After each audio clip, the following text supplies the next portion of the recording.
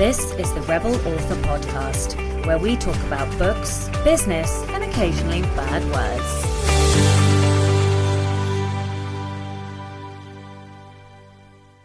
Hello, Rebels, and welcome to episode 56 of the Rebel Author Podcast.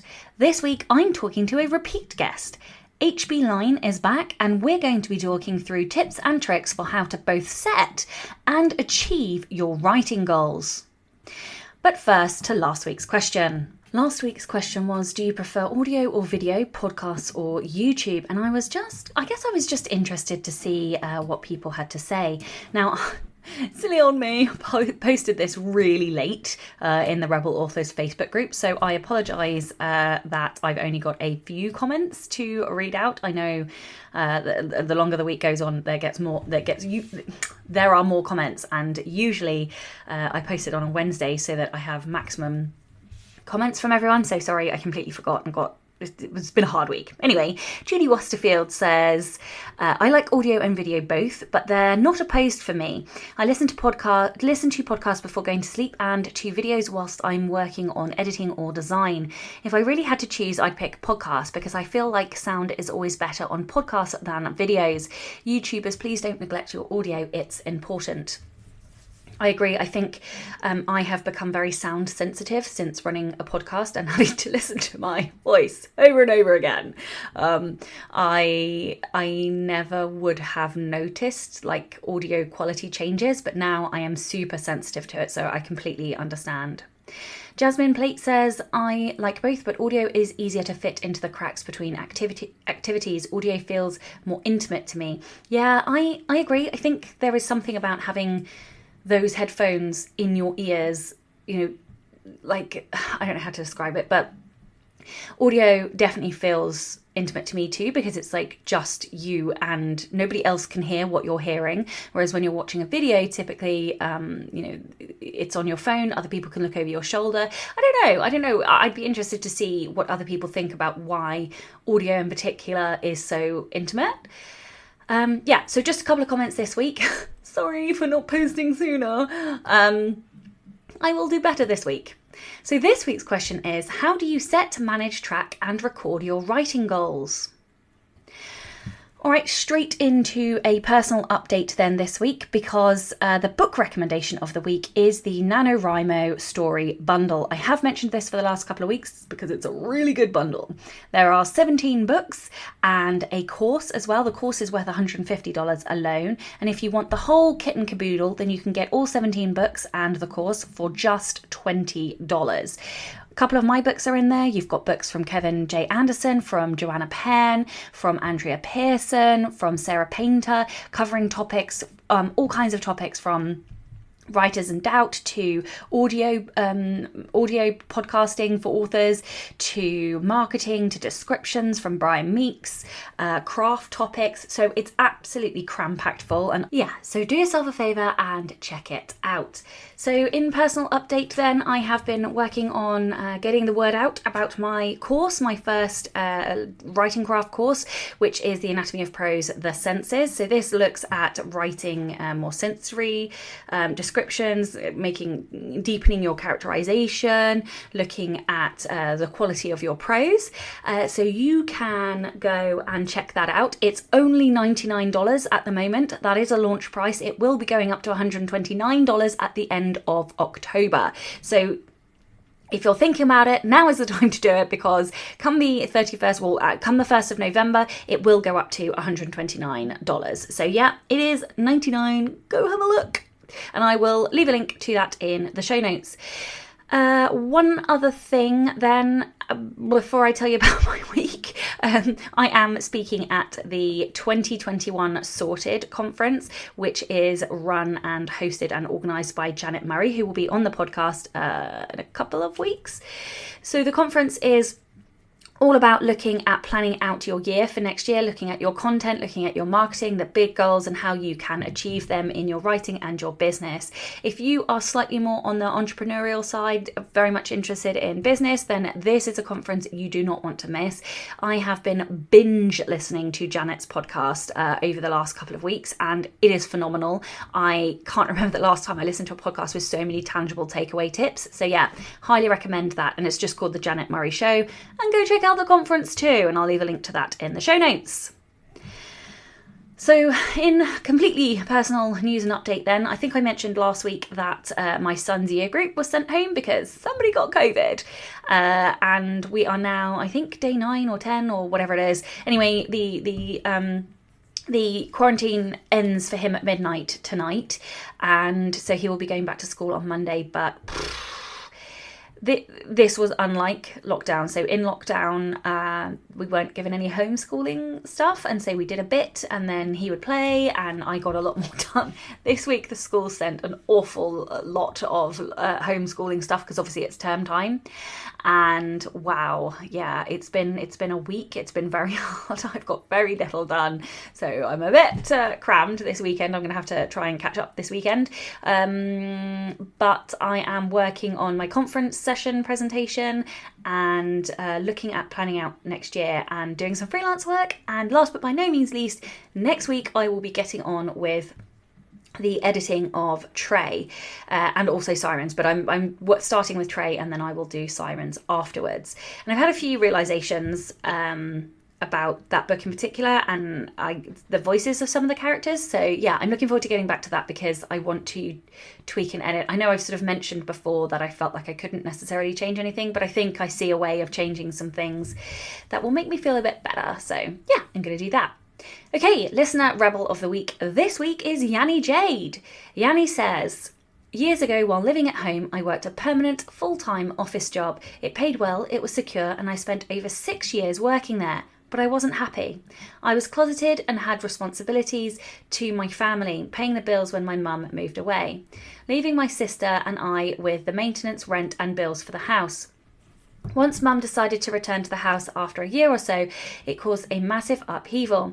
It was dark times, I needed to escape, and my opportunity to do it came around. Despite my family's disapproval, I left my permanent full-time job for a seasonal minimum wage job and left home completely. I moved to the far north of the UK and met the love of my life and have never looked back. It was the best decision I've ever made, though I was keenly reminded for many years how selfish it was of me to leave. I don't regret it at all. I'm more myself now than I've ever been in my entire life. I am unapologetically the happiest I have ever been. I love that. And I think rebellion against family is one of the biggest, hardest types of rebellions you can do because, you know, lots of your family have expectations and they love you and they care about you and, you know, but you have to live the life that you want to live because it is your life and your days, and you cannot do what other people want you to do because that only leads to misery. So thank you to a new patron this week, Harley Christensen. A huge thank you for joining me, and thank you for coming along and joining the Slack group as well. And a big thank you to all my old patrons and new patrons alike. I am deeply grateful for your support and I really appreciate it because you make me feel like A, what I do is worthwhile, and B, obviously you're helping to support the show as well. If you would like to support the show and get early access to all of the episodes, then you can do so by visiting patreon.com/Sasha Black, and you can do that from as little as $2 a month. All right, I think that's it. Let's get on with the show. Hello and welcome to the Rebel Author Podcast. Today I am joined by a super special guest because HB Lyne is a returning guest to the Rebel Author. Tell you a little bit about HB Lyne and then, you can tell us a bit more about you. Okay, so HB Lyne lives in Yorkshire with her husband, 2 children and a cat. When not juggling family commitments, she writes dark urban fantasy novels, purging her imagination of its demons. Wait, I need tips on that because I have a little bastard of a self-doubt demon. You can tell me all about how to get rid of that. Inspired by the king of horror himself, Holly aspires to be at least half as prolific and successful, and promises to limit herself to only one tome of the stand-like proportions in her career. Other interests and idols include Joss Whedon and Robert Kirkman, and she will often be spotted wearing TWD or Firefly apparel. Welcome back. Thank you for having me back. No, it's an honour. Welcome back. So literally, for those who didn't hear the first episode, then it is episode 5, and you were talking about world building, and I actually, in the process of writing my questions for you, realised I hadn't included your name on the bloody podcast, so I went and edited all the podcasts, and now you are officially on that podcast. Anyway, so for those who had missed that episode, do go back and listen. It's a cracking episode, loads of advice and tangible tips about how to world build, mistakes to avoid, all of that good stuff.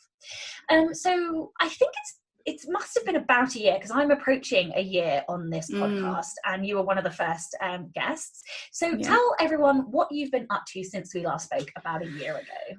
Oh, what haven't I been up to? It's been a mad year. Okay, so plugging away at the fiction. I haven't published any. Oh no, I have published new fiction since we last spoke. I've been in a set of anthologies, so that was a heck of an experience. And I've written my first non-fiction book, which is crazy and scary and wonderful and all of that.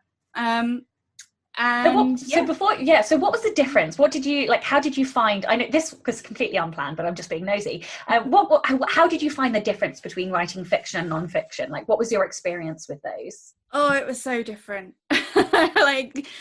Because I'm a discovery writer for my fiction.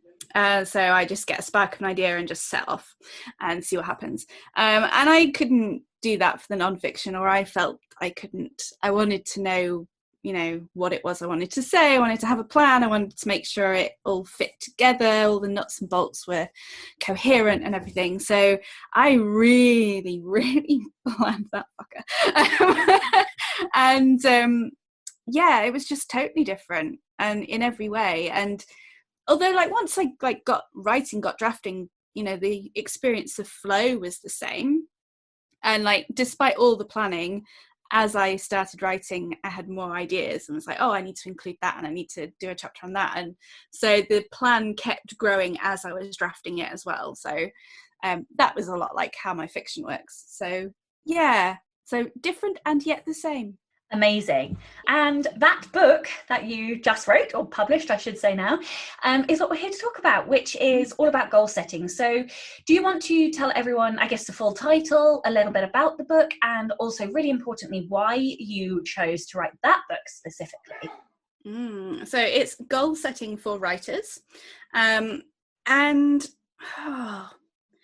Okay, so I had seen a lot of my indie author friends having great success with nonfiction, and I guess I'm looking to. I have a certain business model that I am trying to aspire to, and I thought that it was a good fit. It fit with my long-term goals, and goal setting is what I'm good at. So there's some serious irony there, with your long-term goals and fitting with your goals. I love it. Yeah. So and it just the ideas started piling up, and people kept asking me for help with their goal setting, and I was getting some really good stuff out of sort of my role in the community, and I felt like I needed to share what I had learned. And I also, because I was sort of floundering a little bit with my own goal setting, and I guess I wanted an incentive to really nail down my own process. And I love Joanna Penn's advice about, if you want to learn something, teach it. So oh my God, yes. I do and that was literally going to be my next question. Do you feel like you learned something from writing that nonfiction book? Because I tell you what, the reason I write nonfiction books is because I'm selfish and I want to learn the stuff I'm learning, even though, and this is the crazy thing, even though I go to a topic with knowledge and experience already, I still learn something more by writing about it. Yeah, definitely, because of the depth that you go into and the detail and the research that you do for the book, and you deepen your own understanding of the topic, even if it's something you're already good at, and it cements it in a way that just reading about it doesn't. If you're writing about it, it really goes in and becomes more ingrained. Absolutely. And I think the other thing, and I'm sure most of the listeners are fiction writers, but the thing for me about nonfiction is that you have to make conscious something that you've already internalized and automated. So if you're an expert in an area, usually it's because you are super proficient, you've mastered it, well, as mastered as you can in philosophical terms, but and therefore you do it automatically, which also means that, you know, you don't necessarily know how you do those things. And in order to write good nonfiction books, you have to be able to break it down and explain that. And I think the act of that and the act of having to do that is the bit that makes me learn all over again, takes me to like a different level. Okay, so we're going to talk about goal setting. What mistakes do you think writers make when it comes to goal setting? Usually being vague, or not setting goals at all. But you know, everyone has their own flow and their own way of doing things, and I think it's really important to acknowledge that if you are happy and fulfilled with just living life without a plan, then that's great and you do you. But if you are not feeling fulfilled and not accomplishing the things that you kind of want to, then you need a system, and you need a way to tap into that side of your life and make it work for you better. And that's what my book is aiming to help people with. So yeah, I think being vague is the big one, and not really quite articulating what they want to achieve. So do you have an example of a goal that would be vague versus a goal that is specific? To be a successful writer. That might sound superficially like quite a specific thing, but it's not at all. That's so vague. What does success even mean? It's completely subjective. And, you know, writing what? And, you know, that's a very vague goal. Okay, awesome. So what method or system do you recommend for creating goals? And can you just briefly explain the system to listeners? Yeah. I'm a big fan of the SMART goal system. So that is where your goal is specific, measurable, attainable, relevant, and time-bound. And so you need to, as well as a vague needing to be specific, you need to build in ways of measuring your progress and tracking your progress, and make sure that you're aiming for the right thing. Is it, you know, does it match with your life? Is it realistic for where you are now? And the big one for me is that time bound. Put a deadline on it, because without a deadline, it's not really a plan, it's just a dream. Yeah. And so what does measurement look like? Because sometimes, and maybe this is just me and my naivety about goal setting, but sometimes I feel like it's really hard to find something that is measurable in a goal. Some of my goals are super specific, like I want to be a 6-figure business owner. You know, that is super specific, and I can measure that financially each month, whether or not I'm making progress. But for some, you know, looking at I want to be a successful writer, how would you make that more measurable and specific? Like, what can you give me some examples, I suppose? Yeah, so you need to, when you're thinking about sort of nailing down the specificity, you want to put numbers on it. So obviously success is totally subjective, so this is just an example, but say you want to earn 6 figures, so you're aiming for 100,000 a year. So you need to then you need to break that down into smaller increments and measure your progress along that track. So it might be to make 5,000 in the first month and 10,000 in the next month, and scale up that way. You could also have a goal where you measure words written or published, or finished products published. You can measure the time you spend on something. So it might be that you have a goal which is more of a sort of long-term daily thing, like write 500 words a day or write for 1 hour a day, and that is totally measurable, and you can write it down. You can have a physical way of tracking it. That might be like on a whiteboard above your desk, or in a bullet journal or a notebook, or a spreadsheet on your computer. But the important thing is to actually do the measuring. I don't think it's enough just to have the number in your head. I think it really helps to write down the progress so that you can see it in a really physical way. Yeah, I so agree with that. And also acknowledge that the first system of measurement might not be the right one. So for example, I really want to up my daily word count to 3,000 words. So when I write, I typically write between 2,000 and 2,500, and I can do that without breaking much of a sweat. It's hard work, but I get it done. But I would love to approach 3,000 words. But actually what I found was, and especially through COVID, that having that as a goal was really demoralizing for me, because it's just almost unrealistic for me to be able to achieve that. So what I have started to do is to track time and sprints. So I now have a tracker that tracks the amount of 20-minute sprints that I've done, and that is far more rewarding, because I can actually see that actually I have done good work.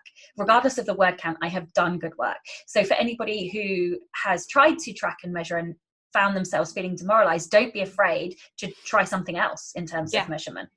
Absolutely. And I'm doing the same thing at the moment. I'm tracking word sprints as well. I had a goal for August to write 30,000 words, which was completely unrealistic. So, I slip up, I make mistakes. But I haven't actually tracked my total words, but I have been tracking the sprints that I do. And that is what has actually worked for me this month. Absolutely. Okay, so when writers start, all goals, even goals like publishing a book, seem incredibly big and far off. Like, I know when I came to this and I was like, yeah, I want to publish all the books and I want to be full-time. It's so far off. Most of these things are several year journeys. If you are right at the start and you're writing your first book, then realistically, leaving your job is probably a good few years away, which seems enormous and scary and in part demoralizing. So what tips do you have to make big goals more manageable and to keeping your motivation up throughout the whole goal process? So first of all, I'm a big advocate of having a big why. I think having one of those big far off dreamy goals is incredibly important for motivation, and it helps you then to formulate a plan for other areas of your life that all kind of come together and culminate in this one big thing. But yeah, it can be overwhelming and insurmountable and too far away. So you have to break it down. You have to have much smaller stepping stones towards that goal. So, and your big why might be quite vague and, just sort of dreamy, like, oh, I want to be interviewed by Oprah. And it's like, it's way up there. But you just start small. You sort of start small and then start big and then go small. So, yeah, if you are a very, very new writer writing your very first book, maybe even finishing the book isn't the goal. Maybe it is building the habit that's the goal. So you would set like a daily target or a weekly target if you can't write every day. But it's all totally down to your situation and what your needs are and what your circumstances are. And I know that you do something that I also do, so I'm going to throw in a question about this as well. You also use a reward system, don't you? Would you just tell everyone a little bit about that? Because I know it works for me. So yeah, well, first and foremost, I give myself gold stars. It's the basic thing, and it's just a hangover from childhood. But if I meet my word count for the day or sprint count for the day, I slap a gold star in my bullet journal, and it feels good. It's that little feedback loop that you get, the sort of endorphin, rush that you get for doing something nice for yourself. But during nano season, I am a big advocate of having more physical rewards, and I believe that you should set yourself rewards that are things you were going to do or get anyway, and to deprive yourself of them until you reach that goal. I'm just making Sasha die. No, when you like breathe in and then you like choke on your own air. Yeah, that's what happened. So I was just going to say, I love that. That's so devious and so rebellious and villainous of you. I absolutely love it, especially because it's something that you wanted anyway. Things that I really like are bath bombs from Lush. Lush is, I don't know if Lush is an international organization, but it's like definitely in the UK, and they have like all of these organic, beautiful, natural type smelly products that are wildly girly. And it's like the only girly thing that I do. And I absolutely fucking love a smelly bath bomb. Like a rose one or a lavender one. If you're listening, wife. No, I'm joking. And like there is nothing better than a bath bomb, like a purple bath with a book. Oh, I love it. So that's usually one of my rewards, especially like in a nano or whatever. Okay, is there a wrong time to start setting goals? Oh yes. March 2020 was the wrong time to set goals for almost everyone on the planet. And that was when I decided to write the book. Oh my god, was it? Yeah. So it was one of those, it had been ruminating for a couple of months, and I was like, no, I'm going to write it this year. And then the world fell apart, and I was like, maybe I won't write it now. But thanks to some very good advice, which was, now is the perfect time to write this book, I actually did. So, yeah. But crisis mode, which most of us have experienced this year. If your life is falling apart. I was just going to say, can you, like, are there other types of crisis, like, or other than the one that we have all experienced this year? Like, what other occasions are classed as crisis? Yeah, it's anything that brings your routine life to a halt. So it could be a bereavement, it could be illness, it could be a job loss, or an accident, or a divorce. Yeah, a divorce. Yeah, there's the whole ream of things, but the key thing is that they're temporary situations. They can be very, very intense, and they can go on for a while, but rationally that they will end at some point. So during crisis mode, you just have to focus on taking care of yourself or your loved ones, or and don't worry about goals. I mean your goal might be to cook a meal today, and that's fine. And we all go through things like that, and in any given year most of us will experience one or more of those things, because that's life. So I'm a big advocate of being adaptable and having a goal setting system that has room in it for crises to come along. Granted, usually it's not a global pandemic that locks you in your house for 3 months, but there are things that can happen that really do derail your plans, and you need to be forgiving and allow yourself to just survive for a while. Yeah, absolutely. And you do it, and in some ways parenthood is like one long crisis mode. You just survive it. No, I'm joking. I'm sort of half joking, but yeah. And I think actually many of us creatives who are wanting to do this full time will, instead of being kind to yourself in that time, put extra pressure on or beat yourself up because you're not doing whatever you think you should have been doing or whatever. So yeah. Okay, so my last question was really around tracking, but I think you sort of covered that a little bit earlier. So do you have any other tips or tricks, or something that you would really want to listeners to do if they were going to set goals, something to round off with? Yeah, I think if you're coming to this idea at just a sort of like now, middle end of the year. And I know a lot of us fix a lot of meaning on dates and like, well, I need a plan for the year and I'll do my goal setting for the year. But actually, you can set goals anytime and over any period. So, you know, the 1st of January doesn't really mean anything. It's just symbolic. So try to let go of that feeling and don't put off planning for something or starting something. Just jump in and try it, and maybe set a short deadline, maybe just a week or a month. You know, what am I going to accomplish this month, and see what happens. Yeah. In summary, just fucking do it. Yes. Amazing. Okay, now I know you are a proper rebel, and of course you have had some rebellions talked about already on the show, but tell listeners about another time that you unleashed your inner rebel.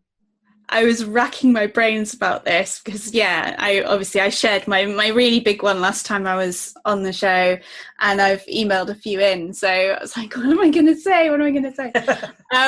But yeah, I'm in my late 30s and I just joined a rock band. Oh my God, I love that. That is amazing.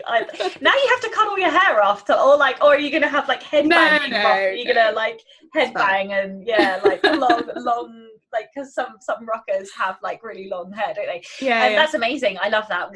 What a rebellion. So are you joining as a musician, as a singer? What are you, as a drummer? Yeah, I'm a singer. Okay. So yeah, and it was a bit sort of out of the blue and not quite what I expected.